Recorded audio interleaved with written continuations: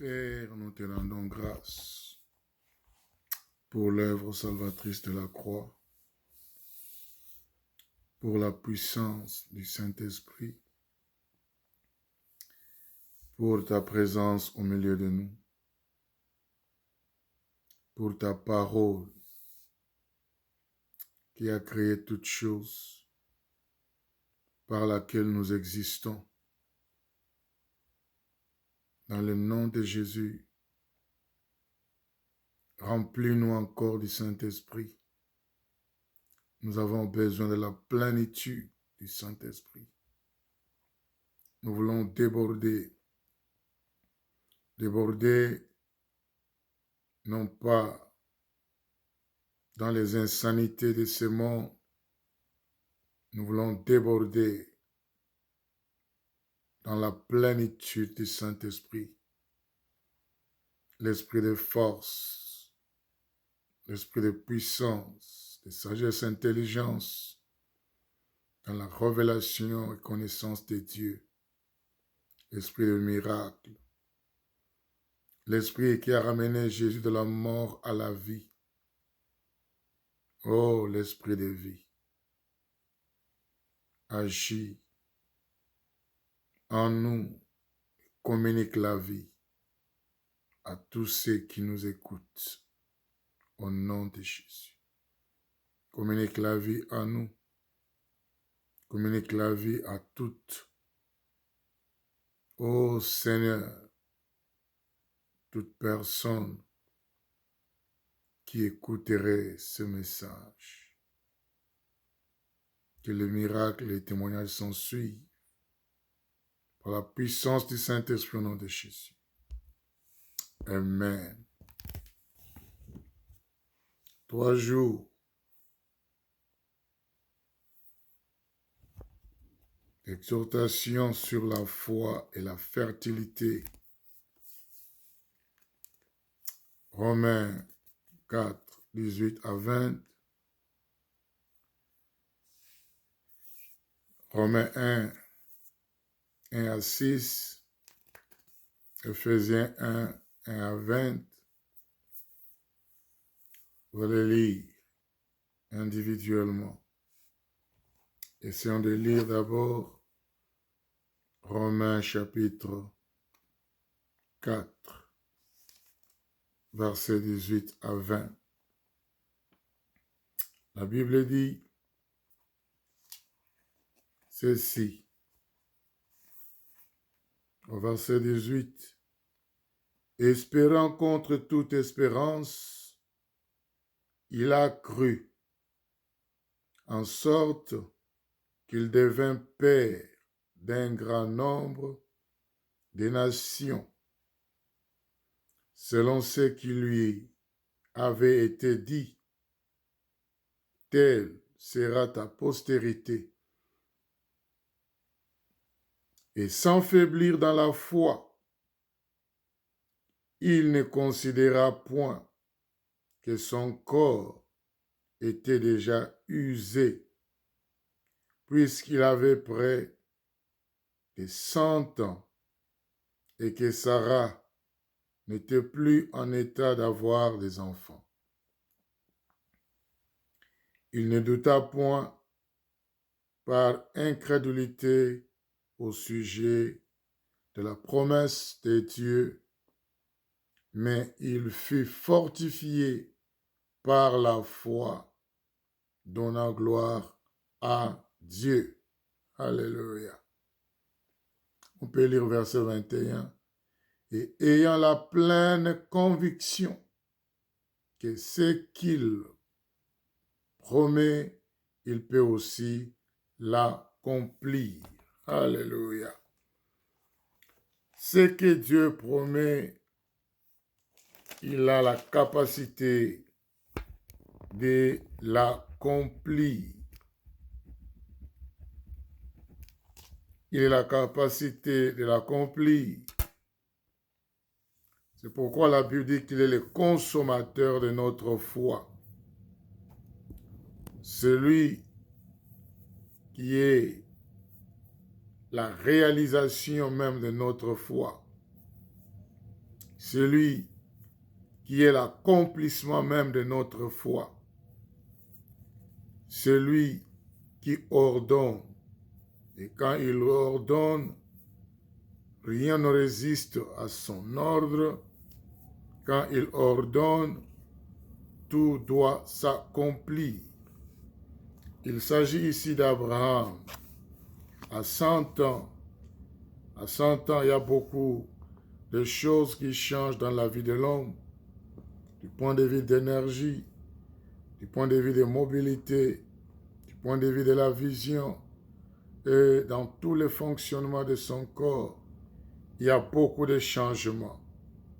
Le corps a beaucoup travaillé et le corps a enduré beaucoup d'épreuves durant la croissance de l'homme et le corps est devenu faible. Et des fois l'homme se demande si ce corps pourrait encore être engagé dans beaucoup d'activités lorsqu'il était dans sa jeunesse. Non seulement l'homme était dans cette position selon l'image du monde, selon la science, selon la réalité même du monde, l'homme ne pouvait pas espérer à quelque chose de plus meilleur provenant de ces corps déjà usés, déjà affaiblis ou même amortis. L'homme, dans cet état d'amortissement, cet homme et d'affaiblissement, sa femme était aussi pareil. Abraham avait 100 ans, mais sa femme Sarah avait environ 90 ans. Pendant que Abraham attendait les enfants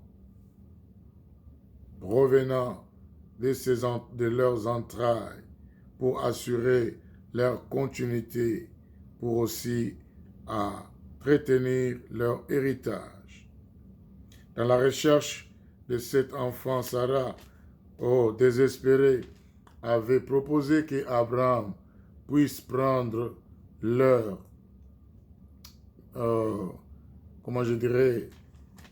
bonne ou travailleurs afin de pouvoir les assurer une progéniture, les assurer quelqu'un au moins qui porte le sang d'Abraham pour gérer leurs affaires et gérer leur avenir. Mais dans le plan de Dieu, les choses ne se voyaient pas dans cette vision de Sarah. Parce que Dieu savait que dans Abraham et Sarah devait sortir celui qui assurera leur continuité et qui prendra soin de leur héritage. La foi et la fertilité. Avant d'entrer dans le vif de notre sujet, nous voulons expliquer quelque chose. Expliquer la foi, mais aussi expliquer la fertilité. Livre des Hébreux, Hébreux chapitre 11, au verset 1er, la Bible elle-même nous définit la foi. La Bible dit quoi? Hébreux chapitre 11, au verset 1er, la Bible dit que « Or la foi est une ferme assurance des choses qu'on espère, une démonstration de celles qu'on ne voit pas encore. » Qu'est-ce que tu ne vois pas encore physiquement, mais peut-être tu le vois dans ton esprit, dans ton cœur, dans ta pensée. Tu espères en tant qu'homme, femme, de pouvoir obtenir quelque chose, mais physiquement, tu ne l'as pas encore. Ce que tu espères sans avoir vu actuellement, tu dois le démontrer par ta foi, que tu l'auras et tu l'obtiendras. La foi est une ferme assurance, une ferme conviction des choses que l'on espère dans notre pensée, notre esprit, en tant qu'homme, femme, en tant que jeune homme, jeune femme, en tant que jeune couple, en tant que couple qui a passé du temps sans enfant, en tant qu'homme et femme, jeunes frères et sœurs, et qui est dans le business, qui voit le progrès, mais en réalité, quelque chose se passe contraire à ce projet, à sa vision, la foi. Une ferme assurance, une ferme détermination de ce qu'on espère réaliser. Un homme déterminé n'a jamais échoué. Un homme déterminé, n'a jamais échoué. Il parviendra toujours à obtenir ce qu'il désire. Notre détermination.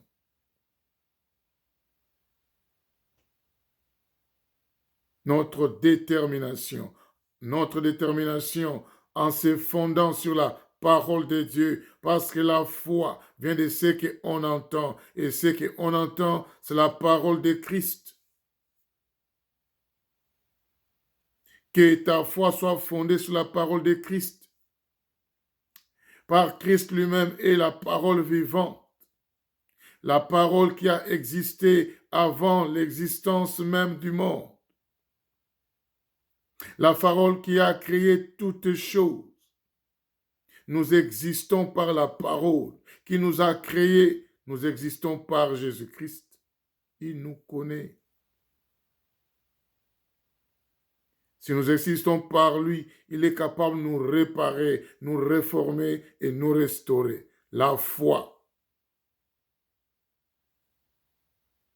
Que ta conviction d'obtenir la solution à ton problème ne soit pas fondée sur le parole des hommes, sur les prévisions des hommes, sur les projections de la science, les projections de médecins, les projections des choses liées dans les livres de ce monde, mais que ta foi, ta détermination soit fondée et pour les fondements, la parole et la promesse de Dieu, tu finiras par réussir. La Bible dit que cette parole ne s'éloigne pas de ta bouche, de tes yeux, de ton cœur, que ça ne s'éloigne pas. Accroche-toi à la parole avec la ferme assurance que tu obtiendras ce que Dieu a promis à toi personnellement par une révélation spéciale ou a promis à tout homme par le moyen de la Bible, de la parole de Dieu. Abraham a cru. Abraham a cru. Comment Paul explique cette foi d'Abraham? Romains chapitre 4 au verset 4 et 5. Oh, c'est ça la foi. Il dit, or à celui qui fait une œuvre ou celui qui travaille, le salaire est imputé, non comme une grâce, mais comme une chose due. À celui qui travaille, il mérite un salaire comme son droit. Le fruit de ses efforts. Mais Dieu agit au-delà de nos efforts. Celui qui veut obtenir quelque chose de Dieu, doit aller au-delà de ses efforts. Doit croire à celui qui peut opérer au-delà de ses efforts. Doit, avoir la ferme assurance en celui qui peut opérer au-delà de ses efforts intellectuels, ses efforts stratégiques, ses efforts scientifiques. Oui, ses efforts physiques, spirituels, moraux, intellectuels. Il doit croire en celui-là. Est-ce que crois-tu qu'au-delà de tes efforts, il y a une force surnaturelle qui peut te propulser à ta solution?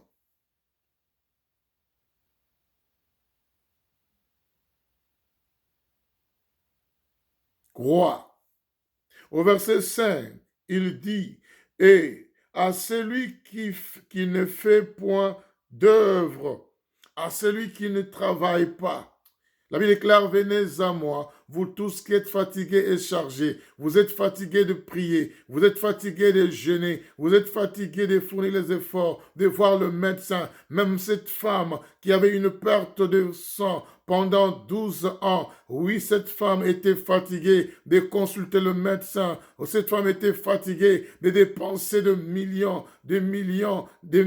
d'argent pour avoir la solution à son problème. Oui, le jour qu'elle a rencontré Jésus dans sa vie sur son chemin, qu'elle a entendu parler de Jésus, elle a appliqué la foi. Que si seulement je toucherai à la pente de sa robe, quelque chose se passera dans ma vie. Oui, aujourd'hui est entamé de la foi. Touche à Jésus, touche à Jésus, touche à Jésus qui opère au-delà de tes efforts. Alléluia. Dis-lui que je suis fatigué. Je veux te voir agir. À celui qui ne travaille pas, qui est arrivé au bout de ses efforts, de ses forces, celui,